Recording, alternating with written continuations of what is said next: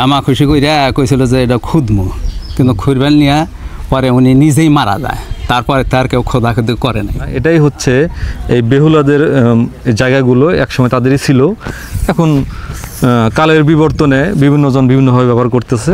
প্রিয় দর্শক, আমি এখন অবস্থান করতেছি সিরাজগঞ্জ জেলার তারাস উপজেলার বিনসারা নামক একটি গ্রামে।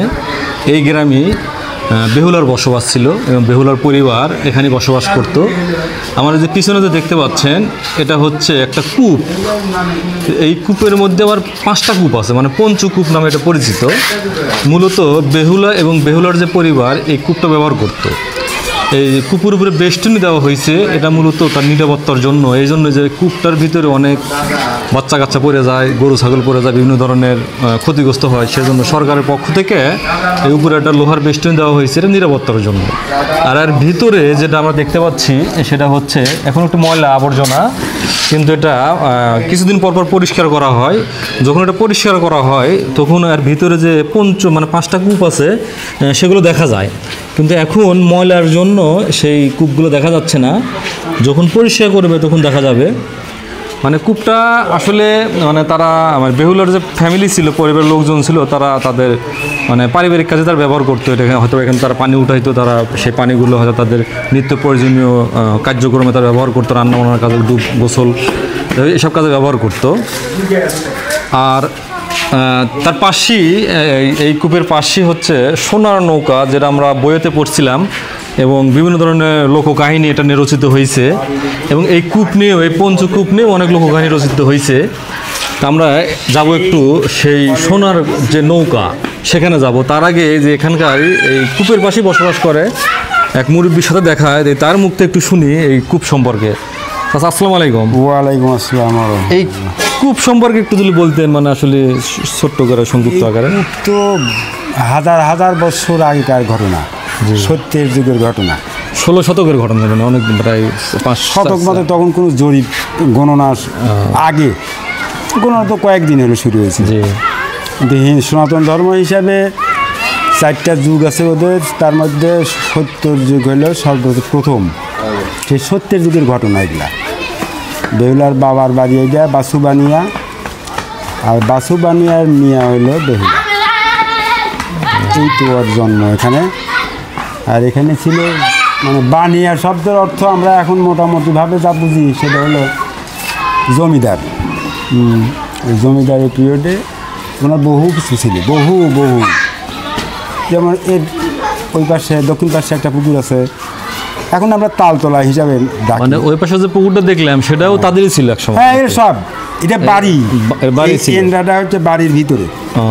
মানে তারা এই এন্দ্রাটা ব্যবহার করতো তার কি মূলত, মানে তারা সব সময় ব্যবহার করতো, মানে পানি খাইতো আঙ্গিনার ভিতরে, মানে ডুব গোসল, কাপড় চোপড়, রান্না বান্না বিভিন্ন কাজে ব্যবহার করতো।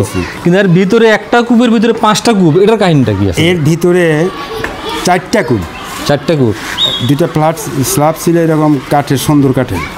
4 কূপে 4টা কূপ। ওই 4 কূপের থেকে শুরু করে উপরে এসে এক কূপ। এই মোটার নাম হয়েছে পঞ্চকূপ। অর্থাৎ ওই 4 কূপের পানি একটা যতটুকু হবে 4টা, তাহলে 4 গুণ হলো, একটার মধ্যে হলো, সেজন্য নাম হয়েছে পঞ্চকূপ। আর বাড়তি গুণার ইতিহাস আছে কি? বাড়তি আর ইতিহাসের মধ্যে অন্য কিছু দেখিনি আমরা যা দেখছি সেটা হলো এই যখন সংস্কার করি এই কূপের ভিতরে এই যে কেঁচো আছে না, কেঁচো ধরনের সাপ পাওয়া গেছে প্রচুর, 2 মুখালা। তো ওই সাপটা কামড় টামড় দেয় না।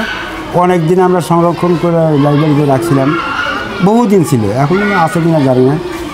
এক মিনিট, তাহলে মানে আমরা যারা শুনতে পাইলাম যে মুরব্বী যারা বলতেছে যে যখন পরিষ্কার করতে যায় তখন সাপ পাইছিল, সেই সাপটা হচ্ছে 2 মুখো সাপ, এবং তারা এটা উঠায় নিয়ে তারা সংরক্ষণ করে, হয়তো বা অনেক দিন মতো তারা সংরক্ষণ করে রাখছিল। যদি জীবিত প্রাণী হয়তো বেশি দিন রাখতে পারে না, একসময় হয়তো ওটা নষ্ট হয়ে গেছে। মাছ যেমন তাতে থাকে পানির ভিতরে, ওই কেঁচোগুলো বহুদিন, তাও 20 বছর। আপনার এটা তো দীর্ঘদিন ধরে কূপটা আছে, আপনার অলৌকিক কোনো কিছু দেখতে পাচ্ছেন কি এখানে?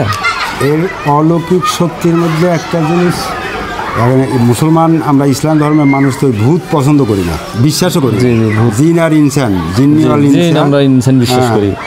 তো এখানে অলৌকিক শক্তির ভিতরে এই যে প্রাইমারি স্কুলের এইখানে আসলে একটা পাগার মাটি কাটা। জি। আর এই স্কুলের ফিল্ডে ওই যে গল্প করতে করতে বাদ রাখছি আমি, ওই বটের গাছের ওজন হচ্ছিল 10 ট্রাক আমরাই কাটছি। তাহলে বেহুলার বাড়ির ফলের উপর কাকে ফল খায় পায়খানা করছে, আর সেই গাছের থেকে 10 ট্রাক ওজন হয়েছে। ওই গাছটার ওজন হয়েছে 10 ট্রাক। লিবারেশন পিরিয়ডে ওই গাছ কেটে ফেলেছি আমরা। তো এখানে বিশাল গাছ, বট গাছ, এটা পাথর ছিল এখানে। এই পাথরটা সকালবেলা আমরা নিয়ে যাই ওই সন্ধ্যার সময় বটের গাছের নিচে রেখে আসছি। সকালবেলা এসে দেখছি পাথর এখানে আছে। কি বুঝবো, পাথর রেখে আসছেন ওই পাশে? হ্যাঁ, একবার সেই পাথরের শেষে এখানে। সেই পাথর মানে এটা আপনাদের দেখা অলৌকিক ঘটনা? হ্যাঁ, এটা আমার দেখা। মানে আপনি দেখছেন নিজে? আমি নিজে খেলাছি। আচ্ছা, গেল এই পাথর বাইদি ভাই খুঁজে পাই না নাই। যখন সংস্কার করবার লাগলাম, সংস্কারের সময় ওই পাথর দেখে কূপের ভিতরে, ওখান থেকে অটোমেটিক কুকুর ভিতরে চলে গেছে। আনছে কে ফালা। কিন্তু তখন কি এর উপর কি বেষ্টনী করা ছিল? না, তখন ফাঁকা ছিল। এখানে জঙ্গল বিজাপন। এই সময় এখানে মানুষই আসে না, এত জঙ্গল। মানে এটা সংসার করার আগে ছিল জঙ্গল ছিল। কূপ ছিল, বোঝাই কঠিন। তো তখন সাফ করা হলো, সাফ করার পরে ওই পাথর বাড়ালো। তো পাথরটা সব ধুইয়া নিয়ে যাওয়া রাইবার রাখলাম। কোনো আকৃতি প্রকৃতি নাই, পাথরই খাদিরা মাদিরা হেঁটা উঠলাম। কিন্তু ওই পাথরের কার্যক্রম আর নেই, আল্লাহ জানে। পাথর আর নাই, পাথরই ভ্যানিশ। পাথরই ভ্যানিশ। এটাই হচ্ছে অলৌকিক ক্ষমতা না? এর অন্য কোনো কিছু নেই। তবে দূর দূরান্ত থেকে, অনেক দূর দূরান্ত, বিদেশি থেকে লোকজন আসে। কারণ কী বোঝে কী করে ওরাই জানে।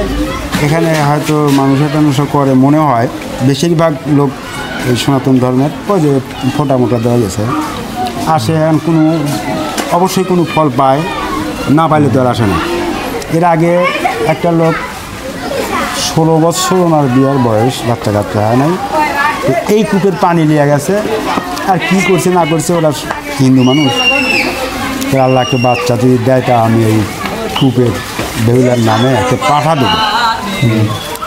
ঠিক 1 বছর পরে ওই এখানে একটা দোকান ছিল, ওখানে আবার দোকানে বসে আছে। ওই লোক পাখা নিয়ে এসে গোলা একটু লাল গামছা বাঁধতে ছেড়ে দিচ্ছে। তারা জিজ্ঞেস করছে কী ঘটনা, কি বলে এই ঘটনা। করে পাঠা এখানে দিয়ে গেলাম, কেউ পারলে হয়তো পারবি, আর যে লাই দিকে তাতে আমাদের শেষ হয়। এখান থেকে এক মুসলমান চ্যাংরা ওই পাঁঠাটা রাখছে, এটাকে পালিছে, তাহলে বেশ বড় হয়েছে। এইটা এখন এর গুণাবলী এই দেখি। ঠিক আছে, আপনাকে ধন্যবাদ। মানে এখানে আর একটা বিষয় আমি খেয়াল করলাম, মুরব্বির কাছে জানতে পারলাম যে এটা মূলত হিন্দুদের বেহুলা তো ছিল তো হিন্দু। তো অনেক দেশ বিদেশ থেকে লোকজন আসে, তো অনেকেই তার মানত করে আসে যে হয়তো তাদের কোনো উদ্দেশ্য কিংবা কোনো স্বপ্ন নিয়ে আসে, যেখানে মানে তারা আসার পরে এখানে এই যে তিলক কাটে। এই যে এখানে দেখেন, এই যে লাল রঙের হিন্দুরা যে সিঁদুর যে তিলক কাটে, সেই লাল রঙগুলো দেখা যাচ্ছে। এগুলো মূলত বিদেশ থেকে এবং দেশের বিভিন্ন জায়গায় থেকে তারা আসে। এদিকে আসো একটু।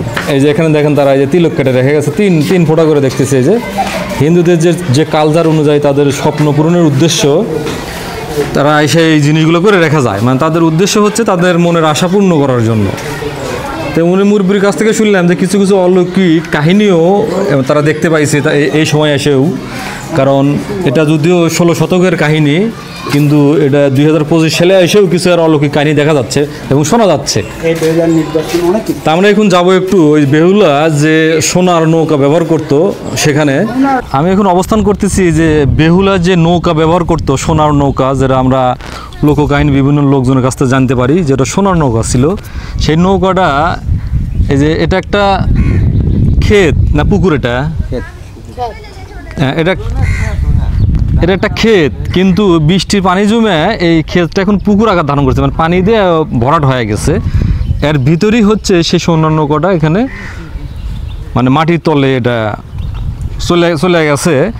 কিন্তু ওই নৌকার যে আকৃতি, সেই জায়গাটুকু এখনও ফাঁকা আছে, কিন্তু পানির জন্য আপনাদের দেখাতে পারতেছি না। হয়তো বা যদি শুকনো থাকতো তাহলে আমরা নৌকার যে আকৃতি, ওই জায়গাটুকু এতটাই ভয়ঙ্কর, আজ পর্যন্ত কেউ সেখানে কোনো মানে খোঁড়ার জন্য চেষ্টা করেনি। মানে যেটা জানতে পারলাম যে খোঁড়ার জন্য কেউ চেষ্টা করলে সে হয়তো মারা যেত, বিভিন্ন ধরনের অসুখ বিসুখে পড়তো কিংবা নাক মুখ দিয়ে রক্ত বের হইতো, সেই ভয়েই সেই কোনোদিনও কেউ ওখানে কোদাল প্রয়োগ করে নাই।